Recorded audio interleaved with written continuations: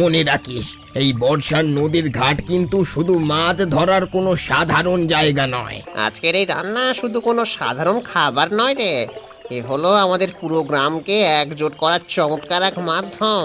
আপনার এই মিষ্টি আর অভিজ্ঞতার কথাগুলো শুনলে মনের ভেতরে সব চিন্তা আর ভয় দূর হয়ে যায়। এক নতুন সামাজিক শক্তি খুঁজে পাওয়া যায় দাদু।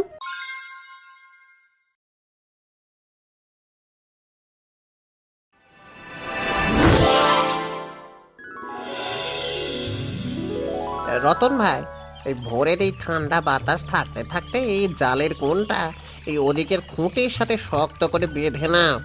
আজ বর্ষার আগেই মস্ত বড় সাইজের তাজা ইলিশ পাওয়ার চমৎকার একটা সম্ভাবনা দেখা যাচ্ছে। আমি এক্ষুনি শক্ত পাটে দড়ি দিয়ে বাঁধনটা একেবারে মজবুত করে দিচ্ছি বিমল ভাই। ঘাটের চারপাশের মানুষ তো বড্ড হাসি মুখে উৎসবের আমেজে কাজ শুরু করেছে। মনে রাখিস, এই বর্ষার নদীর ঘাট কিন্তু শুধু মাছ ধরার কোনো সাধারণ জায়গা নয়। হ্যাঁ হরিদাস দাদু, আপনি বড্ড খাঁটি কথা বলেছেন। এই ঘাট তো আমাদের পুরো এলাকার মানুষের একজোট হওয়ার আর সুখ দুঃখ ভাগ করে নেওয়ার মস্ত বড় এক সামাজিক মিলনস্থল। দাদু, আপনি বরং ওই বট গাছের নিচের চাতলটা সযত্নে বসুন। চারিদিকে জেলেরা যেভাবে নৌকা নিয়ে পানির দিকে এগিয়ে যাচ্ছে, তাতে আজ ঘাটের রূপ বড্ড চমৎকার আর উৎসব মুখর দেখাবে। হ্যাঁ, আমি ওই দিকেই যাচ্ছি রে। তোরা এই পানির তীব্র স্রোতের দিকটা বড্ড সাবধানে খেয়াল রাখিস। পরিবেশের এই আনন্দের মাঝে সবার সুরক্ষার নিয়মটাই কিন্তু সবচেয়ে বড় কথা। কাজল, এই লাল আর সবুজ পাড়ের তোরণটা তো বড্ড চমৎকার তৈরি হয়েছে। এই মাঝখানে বাঁশের জোড়া মুখে পাটের দড়ি দিয়ে তোরণটা বড্ড সযত্নে শক্ত করে বেঁধে দাও। আমি এখনই ভালো করে গিট দিয়ে দিচ্ছি দিদি। আমাদের এই ইলিশের দাওয়াত উৎসবের কথা শুনে পুরো গ্রামের মানুষের মধ্যে মস্ত বড় একটা উত্তেজনা তৈরি হয়েছে। হ্যাঁ রে, পুরো পাড়ার মানুষ আজ একজোট হয়ে নদীর পাড়ে একসাথে বসে দুপুরে খাবে। রান্নার বড় উনুনগুলো কোন পাশে বসালে ভালো হয় বলতো? পশ্চিম ধারের আম গাছের ছায়াটাই বানালে চমৎকার হবে দিদি। ওদিকের জায়গাটা বড্ড পরিচ্ছন্ন আর বাতাসও সোজা নদীর দিকে চমৎকারভাবে আসে। বড্ড দূরদর্শী চিন্তা করেছিস কাজল। বর্ষার চাটাইগুলি আমরা এই মঞ্চের ঠিক মাঝখানে লম্বা করে বিছিয়ে দেব, যাতে অতিথিরা বিন্দুমাত্র কষ্ট না পায়। হ্যাঁ দিদি, এই সুন্দর আর বড় আয়োজনের প্রস্তুতি দেখতেই আমার নিজের মনের ভেতরটা খুব আনন্দ হচ্ছে। আমাদের এই ঘাট আজ একেবারে নতুন রূপ ধারণ করবে। হরিদাস দাদু, উত্তর ধারের আকাশটা কেমন একেবারে কালো মেঘে ঢেকে যাচ্ছে দেখেছ? বাতাসটাও বড্ড চমৎকার গতিতে খালের জল তোলপাড় করে বইতে শুরু করেছে। হ্যাঁ বিমল, আষাঢ়ের এই মেঘ দেখে মনে হচ্ছে কিছুক্ষণের মধ্যেই মেট্রো রাস্তায় মুষলধারে বৃষ্টি নামবে। আবহাওয়ার এই ওলট পালট গতি দেখে আমার নিজের মনের ভেতর বড্ড বেশি একটা সংশয় আর চেনা ভয় কাজ করছে দাদু। আমাদের এই বড় উৎসবের আনন্দটা কি তবে একেবারে থমকে যাবে? তুই বিন্দু মাত্র চিন্তা করিস না। বর্ষার এই ঘন মেঘ যতই আসুক না কেন, আমাদের ঘাটের এই মিলনের আনন্দ কিন্তু কোনো পরিস্থিতিতেই কমবে না। আপনি বড্ড সঠিক আর সাহসের কথা বলেছেন দাদু। এই নদীর তাজা ইলিশের যে চমৎকার ঐতিহ্য আমাদের গ্রামে আছে না, তা প্রকৃতির কোনো ঝড়ের দাপটে নষ্ট হতে দেবে না। রতন ভাই, ওই উত্তর কোণের মস্ত বড় কালো মেঘের ছায়াটা দেখেছো? বাতাস যেভাবে গতি বাড়াচ্ছে তাতে কিছুক্ষণের মধ্যেই চারদিকের পরিবেশ অন্ধকার হয়ে যাবে। হ্যাঁ নন্দিনী দিদি, আমিও ওটাই ভাবছিলাম। এই দুর্যোগের দিনে ওপার থেকে নতুন অতিথিদের নৌকা নিয়ে আসা যাওয়া করা বড্ড কঠিন হবে। আমাদের এই নদীর ঘাটের উৎসব কিন্তু কোনো প্রাকৃতিক বাধার কারণে একেবারে বন্ধ হতে দেওয়া যাবে না। মানুষ যে মস্ত বড় আশা নিয়ে আজ এখানে একজোট হয়েছে। তোর এই আত্মবিশ্বাস আর সাহসী কথা শুনে আমার নিজের মনের ভেতরের সব চিন্তার ভয় দূর হয়ে গেল রে। পানির তীব্র স্রোত যেভাবে আঁচড়ে পড়ছে, তাতে নৌকার গোলই সোজা রাখা বড্ড খাটুনির কাজ হবে। তবে আমি আমার পুরো শক্তি দিয়ে যাতায়াত ব্যবস্থা সযত্নে ঠিক রাখবো। হ্যাঁ, তুই জলদি যা। পুরো গ্রামের মানুষ যখন একসাথে হাত লাগাবে, তখন যে কোনো মস্ত বড় কঠিন পরিস্থিতিও বড্ড সহজে এক সুখের শান্তিময় আনন্দের রূপ নেয়। বিমল ভাই, এই বড় পেতলের গামলার তাজা ইলিশগুলো দেখো কেমন চমৎকার আর রূপুলি রঙের আলো ছড়াচ্ছে। হ্যাঁ কাজল, এই নদীর এই তাজা মাছ দিয়েই আজ আমাদের পুরো দাওয়াতের সবচেয়ে মস্ত বড় আর সেরা আয়োজনটা হবে। উনুনের কড়াইয়ের তেলটা কিন্তু বড্ড চমৎকার হয়ে উঠেছে। মশলারই সুন্দর মেলবন্ধন চারিদিকে ঠান্ডা বাতাসে এক সুগন্ধ ছড়াচ্ছে। আজকের এই রান্না শুধু কোনো সাধারণ খাবার নয় রে, এ হলো আমাদের পুরো গ্রামকে একজোট করার চমৎকার এক মাধ্যম। হ্যাঁ ভাই, দূর থেকে চায়ের দোকানের বাবুরাও এই সুস্বাদু রান্নার সুগন্ধ পেয়ে বড্ড বেশি উৎসুক হয়ে এই খোলা চাতালের দিকে একদৃষ্টে চেয়ে আছে। তুই পেতলের বড় থালাগুলো সুতির শুকনো কাপড় দিয়ে ভালো করে মুছে নে। অতিথিরা আসার আগেই এই আমাদের সব পদ একেবারে চমৎকারভাবে সোজা করে সাজিয়ে রাখতে হবে। আমি সব এক এক করে পরিষ্কার করে রাখছি ভাই। এই রান্নার কাজে সাহায্য করতে পেরে আমার নিজের মনের ভেতর খুব আনন্দ হচ্ছে। নন্দিনী, এই উত্তর ধারের চাটাইগুলো আর একটু লম্বা করে সোজা করে বিছিয়ে দে। বর্ষা নামলেও যেন আমাদের অতিথিদের বসার জায়গায় বিন্দু মাত্র কোনো পানির ছটা না লাগে। আমি একেবারে নিয়ম মেনেই সব ব্যবস্থা করেছি দাদু। রতন ওদিকের খুঁটিটা আর একটু সোজা করো। আমি পুরো শক্তি দিয়ে খুঁটিটা গেঁথে দিয়েছি দিদি।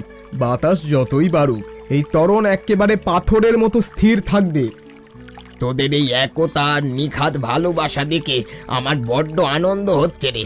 মনে রাখিস, আমাদের এই নদীর ঘাট কিন্তু বহু প্রজন্ম ধরে মানুষের মস্ত বড় এক মিলনস্থল। হ্যাঁ দাদু, এই ঐতিহ্যের কথা শুনলে আমাদের কাজের ভেতরের মস্ত বড় ক্লান্তিও একেবারে চমৎকারভাবে দূর হয়ে যায়।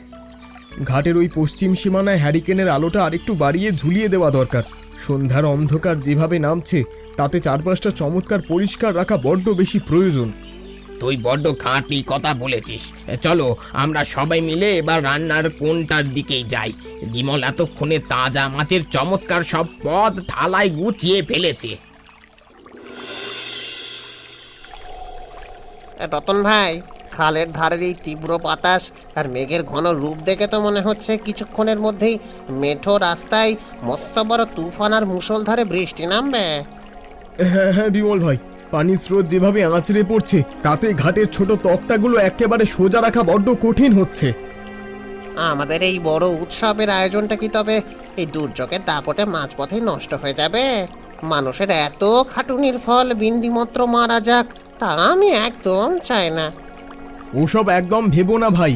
এই ঠান্ডা বাতাসের মাঝে বৃষ্টি যতই আসুক না কেন, আমাদের ঘাটের ইলিশের উৎসব কিন্তু আরো অনেকখানি সুন্দর আর চমৎকার রূপ ধারণ করবে। একেবারে খাঁটি কথা বলেছ ভাই।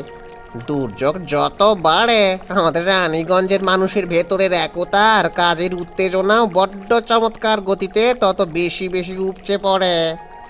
তুই তোর ওই রান্নার বড় ডেচকিগুলোর মুখে চটের ভেজা কাপড় দিয়ে ভালো করে ঢেকে রাখ। আমি ওদিকে কোণে গিয়ে নৌকার শেষ বাঁধনটা সযত্নে একেবারে শক্ত করে বেঁধে দিয়ে আসি। হ্যাঁ, তুই জলদি যা। সন্ধ্যার অন্ধকার চারপাশটা গ্রাস করার আগেই আমাদের সব প্রস্তুতি চমৎকার নিখুঁত করে সোজা রাখতে হবে। কাজল, এই মাটির পাত্রের ঢাকনাগুলো আর একটু সোজা করে বসিয়ে দাও। বৃষ্টির প্রথম ঝাপটা কিন্তু বড্ড চমৎকার গতিতে আমাদের এই রান্নার চাতালের ওপর এসে পড়েছে। আমি বড্ড সযত্নে আগলে রেখেছি নন্দিনী দিদি। ওদিকের মেঠো পথ দিয়ে দেখো, ওপাশ থেকে নতুন অতিথিরা এক এক করে আসতে শুরু করেছে। বাহ, এই মস্ত বড় বৃষ্টির মধ্যেও মানুষ যে এরমভাবে একতার টানে ছুটে আসবে তা ভাবলেই একটা আনন্দ হচ্ছে। হ্যাঁ দিদি, ঘাটের এই অন্ধকারের মাঝেও হ্যারিকেনের চমৎকার মধুর আলো যেভাবে জ্বলে উঠল, তাতে চারপাশের পুরো পরিবেশ এক নিমেষেই বদলে চমৎকার হয়ে গেল। তুই পিঠার থালাগুলো আরেকবার সুতির শুকনো কাপড় দিয়ে মুছে নে। অতিথিরা যেন বসার জায়গায় এসে বিন্দুমাত্র কষ্ট না পায়। আমি সব একে একে পরিষ্কার করে রাখছি দিদি। এই আনন্দের মিলন মেলা আজ আমাদের এই নদীর পার্কে পুরো এলাকার মধ্যে এক মস্ত বড় আদর্শ সুন্দর জায়গা বানাবে। চলো কাজল, এবার আমরা দুজনে মিলে সামনের বড় গেটের দিকে এগিয়ে যাই। নতুন দম্পতিকে বড্ড হাসি মুখে বরণ করে আমাদের এই উৎসবের আসল রূপ দেখাতে হবে। সুমি, এই আষাঢ়ের ঠান্ডা বাতাসে নদীর ওলটপালট ঢেউয়ের রূপ দেখেছো? আমাদের ওপারে যাবার নৌকাটা আসতে কিন্তু বড্ড বেশি দেরি হয়ে গেল। চারপাশটা একেবারে নিঝুম। হ্যাঁ অর্জুন, এই মুষলধারে বৃষ্টির ছাড় যেভাবে বাড়ছে তাতে আমাদের এই খোলা ঘাটের বেঞ্চে দীর্ঘ সময় বসে থাকা বড্ড কঠিন আর মস্ত দুশ্চিন্তার বিষয়। শহর থেকে এসে এমন শান্ত আর প্রাকৃতিক পরিবেশের মুখোমুখি দাঁড়াতে পেরে আমার নিজের মনের ভেতরের সমস্ত ক্লান্তি এক নিমেষেই একেবারে দূর হয়ে গেল। ওদিকের বট গাছের নিচে দেখো কেমন চমৎকার হ্যারিকেনের আলো জ্বলছে, আর মানুষের হাসির মস্ত বড় কোলাহল শোনা যাচ্ছে। হ্যাঁ, তাজা ইলিশ মাছ ভাজার বড্ড চমৎকার একটা সুগন্ধ চারিদিকে ঠান্ডা বাতাসে ভেসে আসছে। এই দুর্যোগের মাঝেও গ্রামের মানুষের এমন খুশির আবহ বড্ড চমৎকার লাগে। মনে হচ্ছে ওখানে কোনো সুন্দর সামাজিক আয়োজন চলছে। আমরা বরং আরেকটু সময় এখানে শান্ত হয়ে অপেক্ষা করি। এই অনন্য সাধারণ বর্ষার অনুভূতি আমাদের চেনা জীবনের এক পরম সুখের স্থায়ী আর সুন্দর মধুর স্মৃতি হয়ে থাকবে। আপনি এই বৃষ্টির মধ্যে খোলা ঘাটে বড্ড একা বসে আছেন কেন? ওদিকের বটগাছের নিচে আমাদের পুরো গ্রামের মানুষ চমৎকার ইলিশের দাওয়াত হচ্ছে। আমাদের ওপারে যাওয়ার নৌকাটা আসতে দেরি হচ্ছে। আপনাদের এই সুন্দর আয়োজনের কথা আমরা একেবারে জানতাম না। কিন্তু আমরা তো একেবারে অচেনা মানুষ, শহর থেকে শুধু বেড়াতে এসেছি। আপনাদের এই নিজস্ব গ্রামীণ উৎসবের মাঝে আমাদের অংশ নেওয়াটা কেমন দেখাবে বলুন তো? অমন কথা মুখে আনবেন না ভাই। আমাদের এই নদীর ঘাটে যে নতুন আসে সেই আমাদের সম্মানীয় অতিথি, কোনো দ্বিধা বা জড়তা মনে রাখবেন না। অর্জুন, ওনারা এত মস্ত বড় আন্তরিকতা নিয়ে যখন ডাকছেন, চলো আমরা এই নতুন অভিজ্ঞতার আনন্দটা হাসি মুখে গ্রহণ করি। আপনাদের এই গভীর আতিথেয়তার রূপ দেখে আমার নিজের ভেতরের সব চেনা সংকোচ এক নিমেষেই একেবারে দূর হয়ে গেল। চলুন, আমরা আপনাদের সাথেই যাচ্ছি। অর্জুন, শহর থেকে এই আষাঢ়ের মেঘলা দিনে আমাদের এই প্রত্যন্ত গ্রামের ছোট নদীর ঘাটে এসে তোমাদের কেমন লাগছে রে? হরিদাস দাদু, চারপাশের এই প্রাকৃতিক রূপ আর আপনাদের এই মস্ত বড় আন্তরিকতা দেখে আমার বড্ড চমৎকার লাগছে।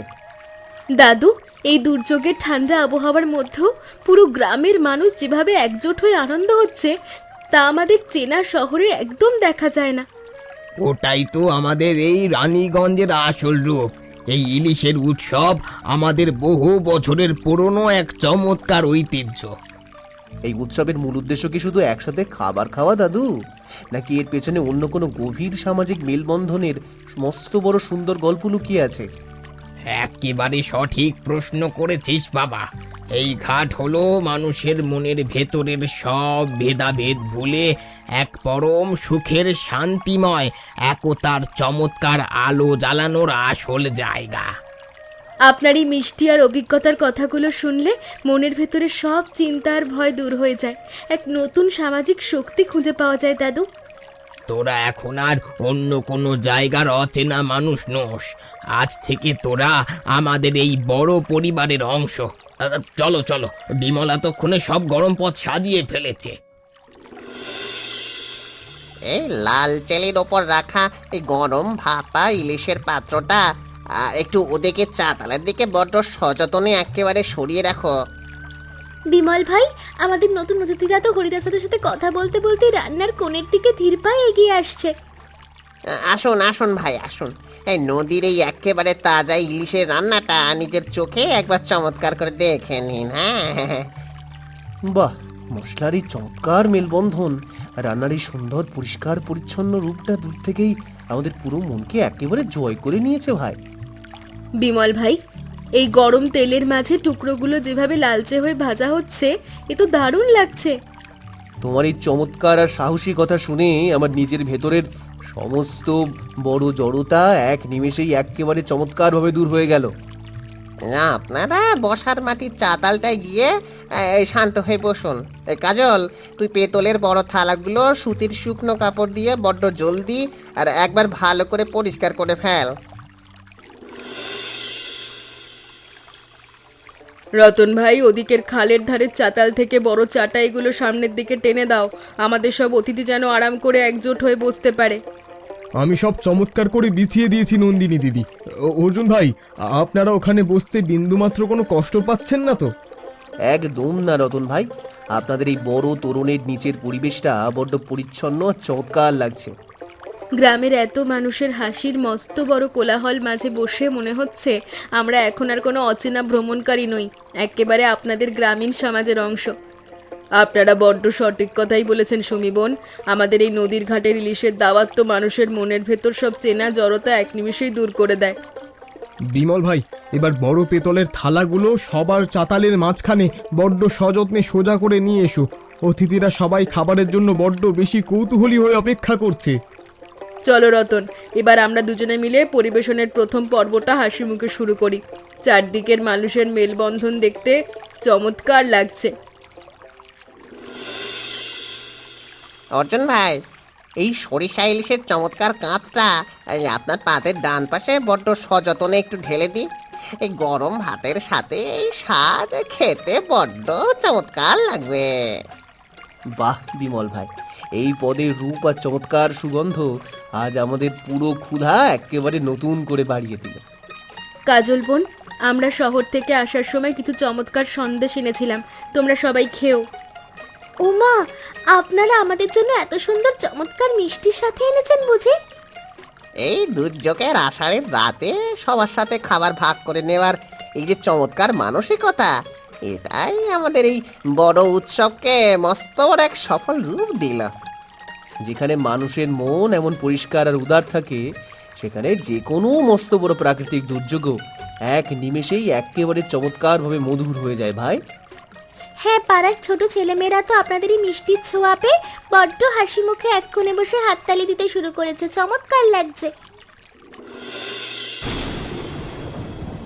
নন্দিনী, এই উত্তর ধারে ঠান্ডা হাওয়া আর বৃষ্টির ছাঁটের মাঝেও আমাদের এই নদীর ঘাটের উৎসব কেমন একেবারে রূপকথার মতো সুন্দর দেখাচ্ছে, দেখেছিস?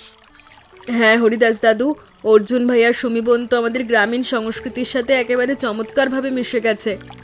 আমি ওটাই দেখছিলাম দিদি। ঝড়ের এই তীব্র অন্ধকারের মধ্যেও মানুষের মনের ভেতরের আলো একেবারে উপচে পড়ছে। মনে রাখিস রতন, এই বর্ষার ঘাটের পারস্পরিক সহজ একতাই হলো আমাদের এই রানীগঞ্জের মানুষের সবচেয়ে বড় মানসিক শক্তি আর সচল চমৎকার রূপ। শহর থেকে আসা এই দম্পতি আজ আমাদের এই ছোট আয়োজনের মাঝে মস্ত বড় এক নতুন সামাজিক চমৎকার সুন্দর উদাহরণ হয়ে রইল দাদু। হ্যাঁ দিদি, বিমল ভাই তো এখন থেকেই আগামী সপ্তাহের উৎসবের জন্য আরো নতুন নতুন চমৎকার রান্নার পরিকল্পনা করতে বড্ড বেশি কোমর বেঁধে নেমে পড়েছে। তোদের এই তরুণদের বিনয়ী আর সাহায্যপ্রবণ মন চিরকাল এই সমাজের বুকে মাথা উঁচু করে বাঁচার মস্ত বড় এক নতুন খুশির আলো এনে দেবে। চলেন দাদু, বেলার এই শেষ পর্বটা শেষ করে আমরা সবাই মিলে অর্জুনদার পাশে গিয়ে বসি। ওনারা আমাদের সাথে গল্প করার জন্য অপেক্ষা করছেন। সুমি, এই আষাঢ়ের মেঘলা রাত শেষে আমাদের চারপাশের নদীর ঘাটটা কেমন একেবারে শান্ত, নিঝুম আর এক পরম সুখের শান্তিময় রূপ ধারণ করেছে দেখো। হ্যাঁ অর্জুন, এই বিশেষ রাতটা আমাদের জীবনের সবচেয়ে মধুর আর চমৎকার স্মৃতি হয়ে থাকবে। অর্জুন, এই বর্ষার নদীর ঘাটে কিন্তু শুধু কোনো সাধারণ খাবারের জায়গা ছিল না রে। হ্যাঁ দাদু, বড্ড খাঁটি কথা বলেছেন। এটা ছিল আমাদের পারস্পরিক মিলন, আন্তরিক আমন্ত্রণ আর এক মস্ত বড় মানবিকতার সুন্দর উৎসব। আপনাদের এই গভীর দর্শন আর সুন্দর দূরদর্শিতার কথা শুনলে আমার বুকের ভেতর মস্ত বড় এক নতুন সামাজিক শক্তি আর নতুন করে বাঁচার আশা তৈরি হয় দাদু। আগামী বছর যখন আবার নতুন করে আষাঢ়ের কালো মেঘ আকাশে জমবে, আমরা এই রানীগঞ্জের ঘাটের ইলিশের দাওয়াতে বড্ড হাসি মুখে ছুটে আসব, কোনো সংশয় নেই। চলো, ভোরের এই ঠান্ডা বাতাস থাকতে থাকতেই আমরা আমাদের চেনা গ্রামের ঘরের শান্তিময় কোণের দিকে ধীরে পায়ে একজোট হয়ে এগিয়ে যাই। চারপাশটা আজ বড্ড আলো। এমন মজার মজার গল্প দেখতে আমাদের চ্যানেলকে সাবস্ক্রাইব করতে ভুলবেন না।